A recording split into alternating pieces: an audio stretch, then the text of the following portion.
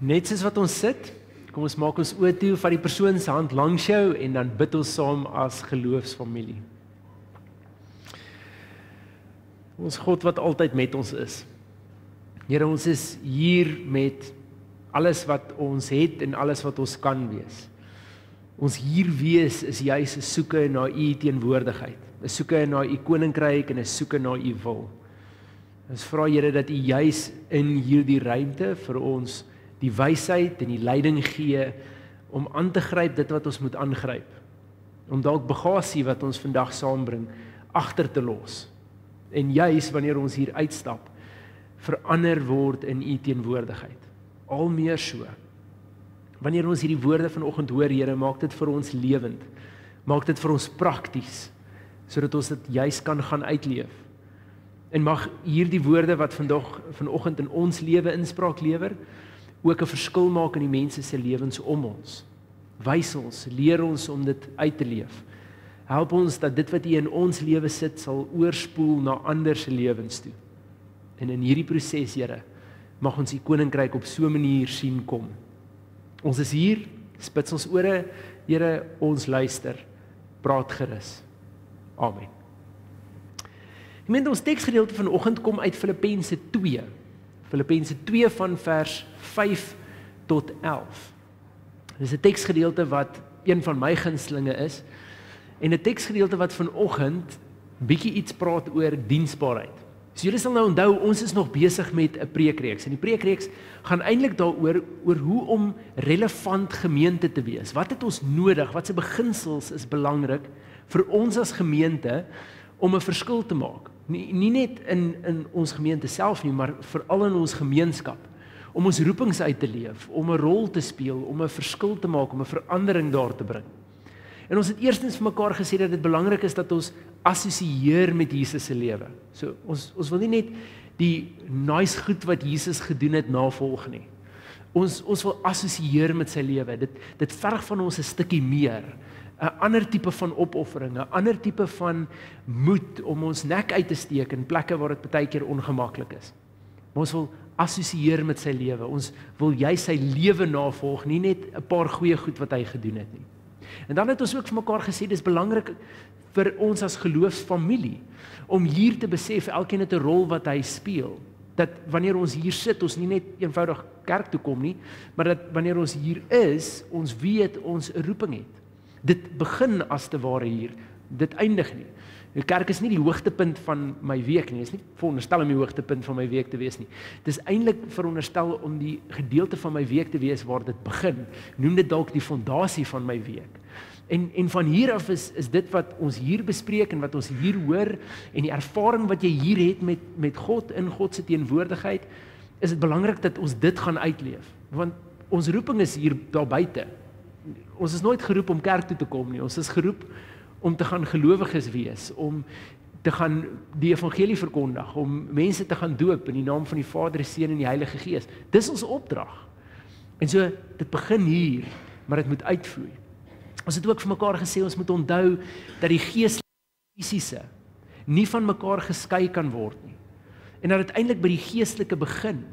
God het eers gespreek, laat daar lig wees. En uit dit is alles geskep. En dit beteken nou natuurlik dat wanneer ons enige uitdaging aanpak, of enige taak aanpak, of enige uitreik aanpak, dat ons begin by gebed. Ek probeer dit nie eers self oplos en dan bid ek en vra dat God my help nie.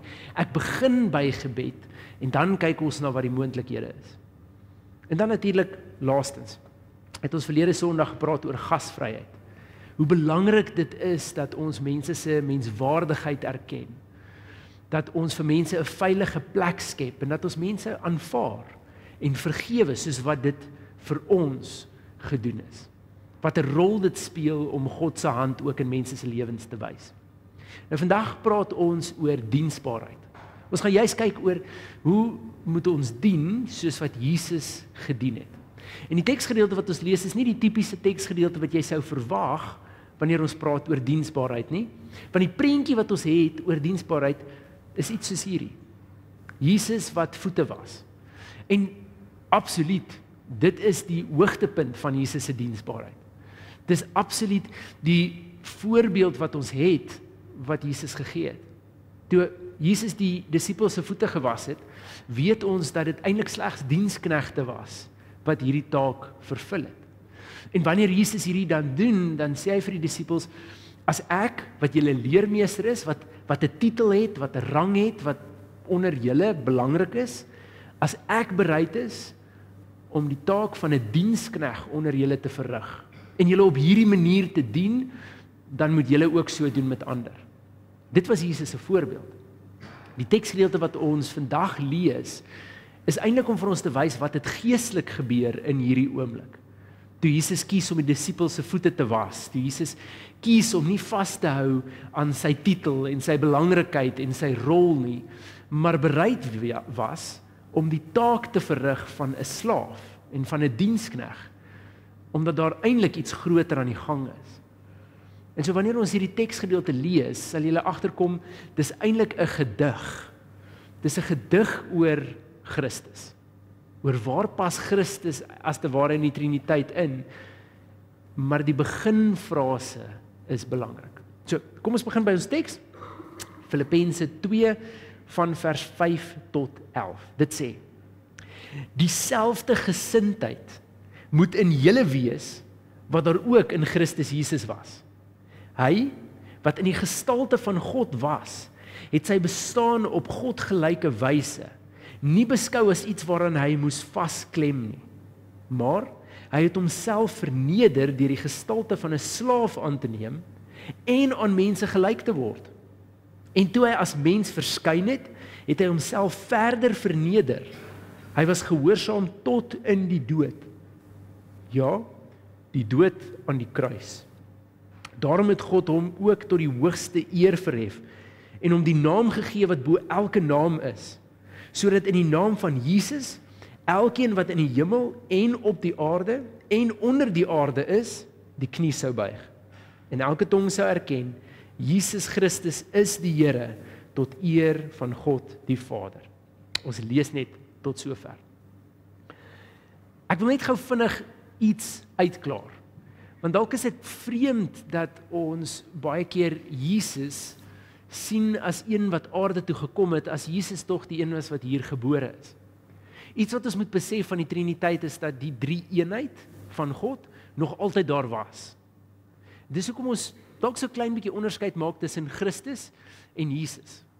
En die enigste onderskeid wat ons eintlik daarvoor maak is, Jesus is die fisiese mens. Maar Christus is die fisiese mens en God. So, kom ek verduidelik dit so. Van die begin af was Christus saam met God. Dit was nog altyd Vader, Seun en Heilige Gees. En as jy Johannes 1 lees, dan word Christus, Jesus, beskryf as die woord van God. Aha. Die woord van God. Met ander woorde, dis waardeur alles geskep word. En hoekom word dan hom verwys as die woord van God? Wel, ons leer God ken deur sy woord. En dan sê Jesus vir die disippels, as julle my gesien het, dan het julle die Vader gesien. En so, ons leer God ken deur Jesus. En dis ook hoekom Jesus, Christus, genoem word God se woord. En wat in Johannes gebeur is, Johannes vertel vir ons hoe deur God alles geskep het. Hierdie woord lewend word, vlees word en tussen ons kom bly.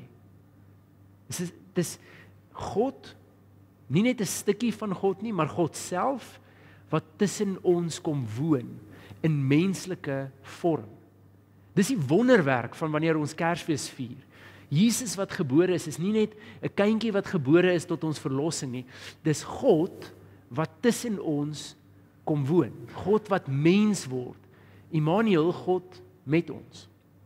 Nou, hier is die aangrypende ding en ek wil jou gou 'n vreemde vraag vra. Sit jouself vir 'n oomblik in God se skoene. En ek weet dis 'n belaglike beginsel, maar sit gou jouself in God se skoene. As jy God was, almagtig, sterk, alomteenwoordig, jy was nog van altyd af daar, sou jy ooit as jy aarde toe kom, kies om dit in 'n vorm te doen waar jy geen mag meer het nie. Ek probeer my kop hier rondom kry, want as ek dink aan hoe ons aan titels vashou, en hoe ons probeer dit wat vir ons belangrik is, belangrik maak, en hoe ons baie keer ons eie belangrikheid opblaas, dan kan ek nie dink dat as een van ons God was, dat ons regtig aarde toe sou kom, sonder dat mense weet dat ons God is nie. Men ons sou dalk opgedaag het, in mag en in heerlikheid, dis wie ek is God, en ek kom bly tussen julle, dit is julle voorreg. Is dit nie waar nie? En tog wanneer God tussen ons kom bly, dan is dit so, dat selfs die geloofsleiers van die tyd, nie erken dat dit God is nie. Hulle weet nie eers dat dit God is nie. Die disippels begin iets meer hieraan raak sien, maar niemand snap wie hierdie regtig is nie. Want wanneer Jesus aarde toe kom, dan is dit nie in 'n 33-jarige vorm nie. Dis nie as 'n koning wat op 'n troon sit en weermagte bestuur nie. Dis as 'n babietjie. 'n Babietjie wat afhanklik is, wat sy lewe afhanklik is van die volgende voeding by sy ma. 'n Kind wat moet groot word, ontwikkel, leer hoe om vriende te maak en in 'n sosiale omgewing te oorleef. Wat iets soos armoede, honger, seer, korrupsie, trauma aan sy lyf voel.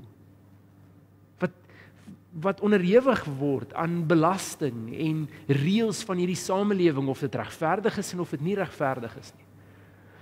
Dis amper ondenkbaar dat 'n God wat al die mag het, die stikkende wêreld sien in die vorm waar hy is, waar moord gepleeg word en korrupsie plaasvind, waar niemand veilig is nie, en dan kies om al sy mag te laat gaan, om tussen ons te kom woon.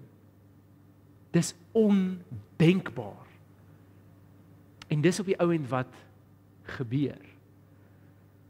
Ons het hierdie vreemde beginsel dat God tussen ons kom bly. En ons praat van Jesus Christus, want Jesus is die volle menskant, die een wat voel, wat honger het, wat hartseer word, wat deur dieselfde emosies gaan as ek en jy, en Christus, die een wat nog altyd woord van God is, deur wie alles geskep is en wat alles in stand hou, ten volle God en ten volle mens, in een pakkie. Dis waar hierdie gedig begin. Dis die beginsel dat God in sy almag nie daaraan vashou nie kies om aan sy mag vas te hou nie kies om homself bloot te stel vir wie hy is nie kies om met al sy mag aarde toe te kom en 'n stukkie van daai mag vas te hou nie, maar om juist dit alles te laat gaan. En dan sê dit, hy gaan 'n eerste tree en hy word 'n dienskneg onder ons. Vir die samelewing waarin hy gefunksioneer het, was jy dan nie eers regtig gesien as mens nie. Jy het nie altyd eers dieselfde regte gehad as 'n mens nie. Dienskneg is waar hy inkom. En dan gaan hy 'n tree verder as dit en hy word gehoorsaam tot aan die dood toe. En nie enige dood nie, dood aan 'n kruis. 'n Plek waar jy sou hang as jy 1 teen die Romeinse regering opgestaan het. En 2 sou die Jode dan jou gesien het as vervloek, verlate deur God. Dink net vir 'n oomblik hieraan. Verlate wees deur God. Dis die posisie waarin Jesus homself sit om te dien. So wanneer hy besig is om die disippels se voete te was, dan is hier iets groter aan die gang. Hier's 'n beginsel wat ons nog nie altyd snap nie. En dis dat God nie van jou verwag om hom te kom ontmoet nie. God ontmoet jou waar jy is. God wag nie vir my en jou om ons lewe bymekaar te kry en om 'n paar veranderinge te maak en jou kop skuif te maak en los te kom van jou sonde sodat ek by God kan uitkom nie. God kom ontmoet jou waar jy is. Vir my en jou kom ontmoet God net daar waar ons is. God kom ontmoet ons nie waar ons perfek is nie. Waar ons 'n klomp goed agter die rug het nie. waar ons trauma verwerk het nie. Wanneer ek minder kwaad raak of my minder verloor nie. Wanneer ek makliker liefde wys nie. Dis nie die plek waar God my ontmoet nie. God kom ontmoet my in die plek waar ek sukkel met 'n verslawing. God kom ontmoet my in 'n plek waar ek nie my meer onder beheer kan hou nie. God kom ontmoet my in 'n plek waar ek hopeloos is. God kom ontmoet my in 'n plek waar ek soms twyfel of God nog daar is en omgee vir my. God kom ontmoet my in 'n plek waar ek my eie belange najaag en waar mense nie vir my belangrik is nie. God kom ontmoet my in 'n plek waar ek skaam is oor myself. God kom ontmoet my in 'n plek waar ek belaai is nog met my eie trauma. Dis waar God ons kom ontmoet.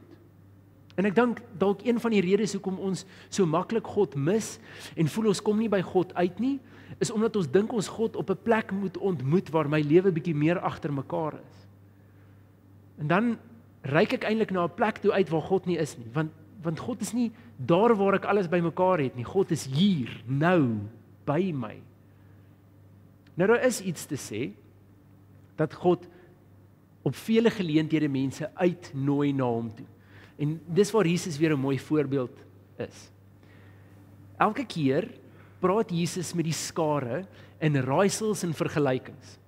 En 'n vergelyking is dalk makliker om te snap as 'n raaisel, maar jy moet nou onthou dat wanneer ons van hierdie gelykenisse lees, dan maak dit vir ons kultuur sin.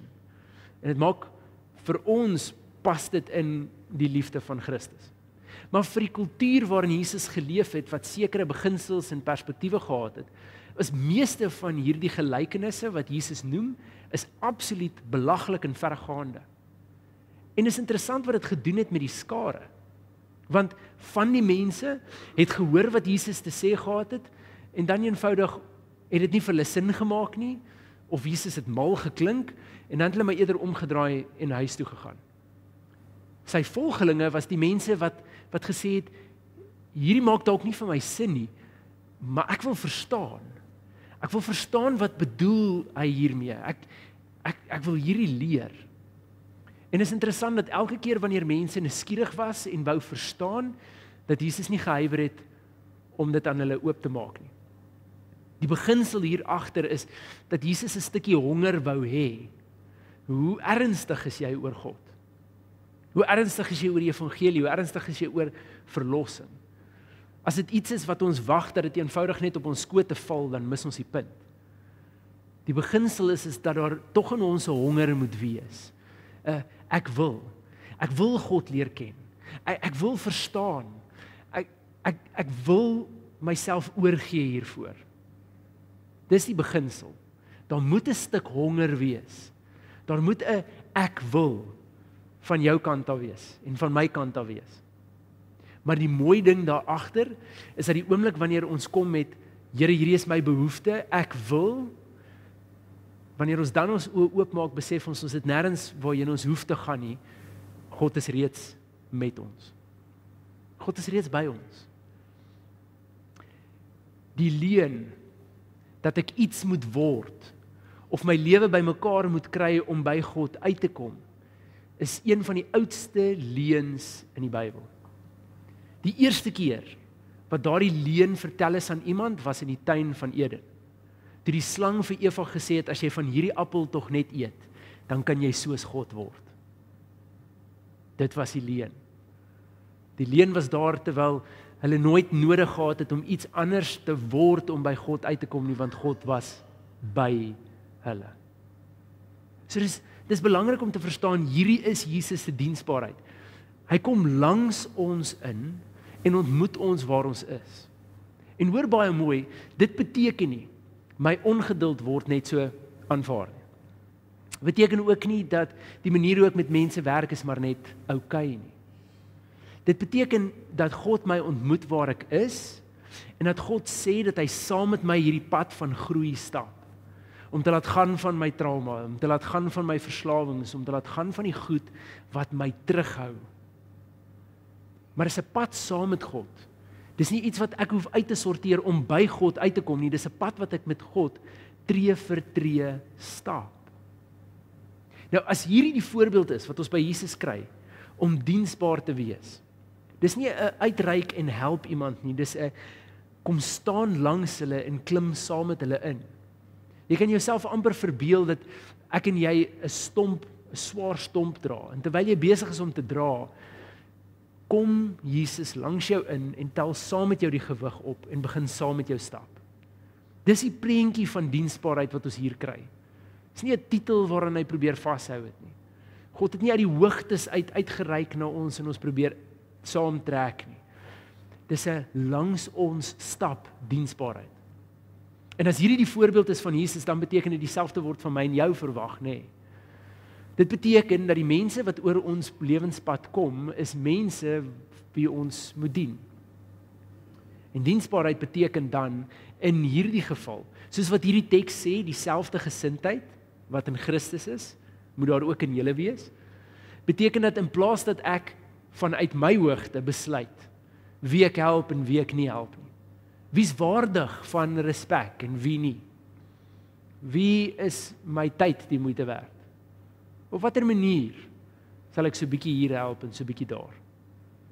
In werklikheid vra hierdie teks van ons om langs iemand in te kom.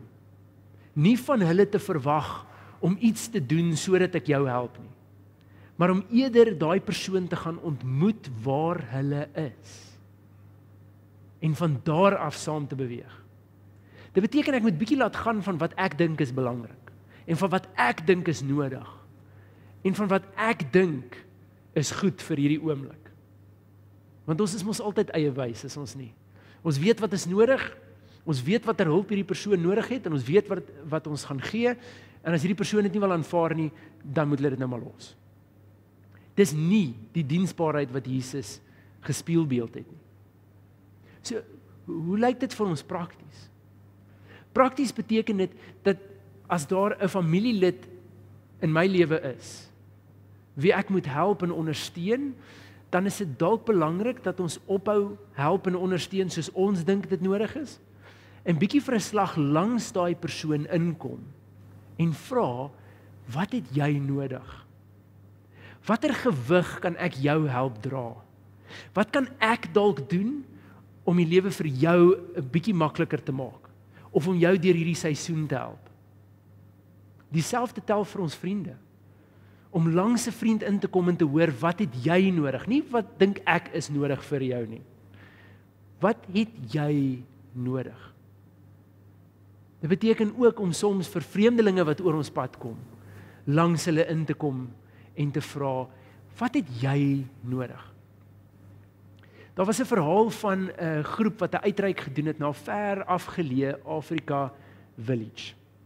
En hierdie village het nie lopende water gehad nie. Die vrouens moes altyd kilometers ver stap sodat hulle kon gaan water kry. En so wat hierdie groep te doen is dis mos logies. Watter hulp hier nodig is, hulle kort lopende water. So hulle spandeer 'n klomp geld om krane in te sit en lopende water daar te kry, pompe en watertorings, en so kry hulle dit toe nou reg om lopende water tot in hierdie klein village te kry. En dis nie lank nie, dis nie 2 of 3 dae verder nie, dan is die krane gebreek. En dan moet hulle die krane vervang. Dan is dit weer nie lank nie, dan is pype stikkend, dan moet hulle die pype vervang. En dit voel net nooit asof hulle wen nie. En dis die mense in die village self wat hierdie goed vernietig. En dit gaan hierdie groep se verstand te bowe, hoe kan dit wees dat wanneer ons vir julle lopende water gee, julle net nie agslaan daarop nie, en dat julle nie dit oppas wat ons vir julle gee nie. Totdat een van die groep, 'n vrou, bietjie gaan gesels met die vrouens wat elke keer die water moet aandra, wat hierdie verskriklike taak het om elke oggend vroeg uit te gaan, kanne op die rug, water te gaan skep, dan op die kop te sit en hierdie lang afstande te stap om water by hulle huise te kry. En toe hierdie gesprek gevoer word, toe deel een van die vrouens van die village met die ander vrou wat deel was van die uitreikspan die volgende. Sy sê, elke dag word daar van ons verwag om dag in en dag uit na ons huishouding om te sien. Daar's nie vir ons 'n aftyd nie, en daar's nie vir ons tyd om saam te kuier nie. Die tyd wat ons as gemeenskaps het onder ons vroue om saam te kuier, om saam raad te deel, om saam te lag, is die tye wanneer ons stap om te gaan water haal.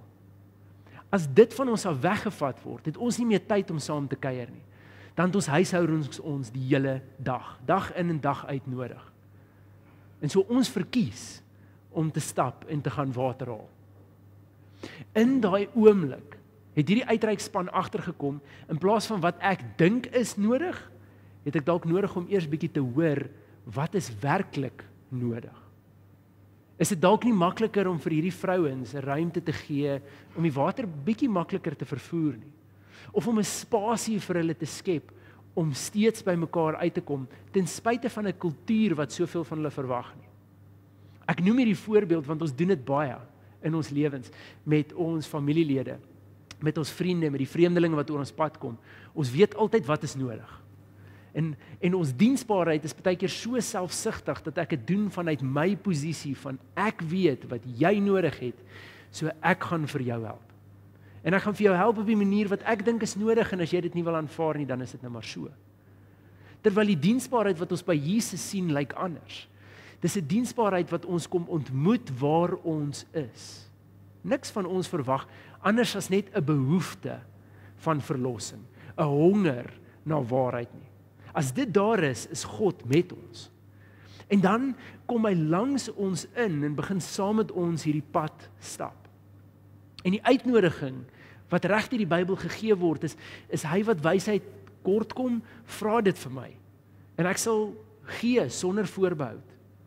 Die uitnodiging is dat God hierdie pad saam met my en jou stap, en dat God nie net eenvoudig gaan goed in jou keel afforceer wat vir jou nodig is nie, maar dat God juist daar is, sodat ek tree vir tree kan vra, Here, waar volgende? Wat maak ek hiermee? Leer my hoe om hierdie te hanteer. Verander my hart in hierdie omstandighede, en God is altyd getrou om dit te doen. Maar is nooit vanuit 'n hoogte uit, waar ons God moet probeer ontmoet nie, waar ons 'n klomp goed moet probeer regkry, en waar God vir ons hand uitsteek, en jy gaan dit opvat of jy gaan dit los nie. Dis 'n God wat langs my en jou inkom. En dit beteken ons moet dieselfde doen. So kan ek en jy vir die voorsienbare toekoms bietjie ons eie geregtigheid op sy skuif. Dit wat ons altyd dink mense het nodig of nie nodig nie, dit wat ons dink belangrik is in situasies of nie belangrik is in situasies nie. Kan ons vir 'n oomblik by die persoon of persone wat in ons lewens is en oor ons pad is, net vir 'n oomblik bietjie langs hulle gaan sit en sê, ek wil graag jou ondersteun. Wat het jy vandag nodig? Wat het jy in hierdie oomblik nodig? Wat kan ek doen om die las wat jy dra 'n bietjie ligter te maak? En dit vat baie van ons. Dit knaag so 'n bietjie aan ons egos. Dit vat so 'n bietjie weg van dit wat ek dink is reg. Dit vat so 'n bietjie van my posisie weg. Want skielik moet ek in 'n ongemaklike posisie inkom om langs iemand en saam met iemand 'n pad te stap. Maar dis diensbaarheid.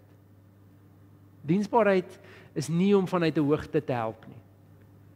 Diensbaarheid in Jesus se terme is om langs iemand anders in te kom. Dit is so dat ons nie altyd weet waar om te vat of waar om te los nie. As geloofsgemeenskap is daar altyd baie nood, of dit in ons eie families is, of dit in ons eie vriendekringe is, en of dit in ons gemeenskap is. En dis hoekom dit ook laastens belangrik is om te verstaan dat as ons hierdie uit ons eie krag probeer doen, dan kan ek jou waarborg, dit gaan jou inhaal. Uit ons eie krag gaan ons eie belange net te belangrik raak. Ons egos gaan ons nie toelaat nie. En selfs as ons van onsself afstand doen en ander probeer help langs hulle inkom, is dit 'n baie goeie kans dat ons op 'n stadium net eenvoudig op en uitbrand. So die uitnodiging is eintlik, moenie iets uitdeel wat jy nog nie van God ontvang het nie. Soos wat ek en jy van God hulp, ondersteuning, liefde, wysheid ontvang, kom ons deel dit so uit. So in plaas dat ek net oral inspring, om langs iemand in te kom, is die uitnodiging dit, vra God vir wysheid.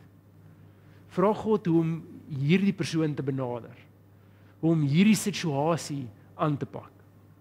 Vra God vir leiding in die volgende tree. En jy sal verbaas wees hoe God jou die krag gee om ook langs iemand anders in te kom en daai las vir hulle baie ligter te maak as wat ek en jy self dit kon doen. Gemeentediensbaarheid is 'n kern van wie Jesus was. Dis 'n uitnodiging reg deur die evangelies, dat die wat juis bereid is om diensbaar te wees, die koninkryk van God sien. Dat die wat bereid is om van hulle lewe te laat gaan, juis in die proses hulle lewe terugkry. Kan ek en jy ander leer dien, soos wat ons deur Jesus gedien word? En as jy op 'n plek is waar jy net voel, ek kry nie God gevind nie, dan is my uitnodiging, hou dalk op vir God soek. En kyk net vir 'n slag om jou. Want jy gaan heel moontlik agterkom, jy soek God op 'n plek waar God nie is nie. Want God is nie daar nie. God is hier. Langs jou, by jou, met jou. Net daar. Dis 'n voorreg dat ek en jy in die gemeenskap, in ons gesinne, in ons vriendekringe kan dien. Dat ons kan deel wees van dit wat God doen in ander se lewens. Kom ons pak ons egos weg. En kom ons volg in die voorbeeld van Jesus. Dieselfde gesindheid wat daar in Christus Jesus was, mag dit ook in ons wees. Waar Christus nie sy godheid, sy almag, sy krag gesien het as iets om in vas te hou nie, maar dit juis laat gaan het, sodat hy kan diensbaar word. Sonder aankondiging, sonder trompette wat sy koms duidelik maak, sonder dat wanneer hy in mense se teenwoordigheid is, hulle moes weet wie hy is en hoekom hy hier is. Net een wat in absolute eerlikheid en stilte langs ons inkom. In mense se lewens voor ons en in mense se lewens na ons. Mag ons daai voorbeeld volg. Amen. Ek dink om te kan dien soos Jesus, is dit altyd ook nodig dat ons Jesus se diensbaarheid in ons eie lewe ontvang.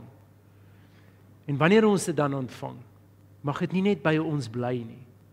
Mag die verskil en die opwinding wat God skep in ons lewe, nie net iets wees wat by my bly in my 4 kamermure nie, maar mag dit juis my die krag en die energie gee om langs iemand anders in te kom, saam met hulle 'n pad te stap. Mag die God van alle wysheid, Jesus, die voorbeeld van die Vader en die Gees wat ons lei in waarheid en in wysheid, met ons elkeen wees, elke tree van elke dag. Amen. Dankie dat jy ingeskakel het by hierdie diens. Ons wil ook graag van jou wil hoor. As jy getuienis het om te deel, of jou storie het om te deel, of jy het net 'n eenvoudige gebed nodig, kontak ons gerus. My kontakbesonderhede is net na hierdie gedeelte. En natuurlik moet ons ook vir mekaar sê dat bediening nie net in 'n silo gebeur nie, dat ons hulpbronne nodig het om dit te doen. As jy graag by hierdie gemeente wil bydra, finansiëel of op 'n ander manier, laat ons gerus weet. Ons bankbesonderhede sal ook hierna sigbaar wees, sowel as ons SnapScan kode as jy verkies om op so 'n manier jou gedeelte te gee. Dankie dat jy ingeskakel het en vandag deel gevorm het van ons. En ons hoop om jou binnekort weer te sien en om van jou te hoor. Totsiens.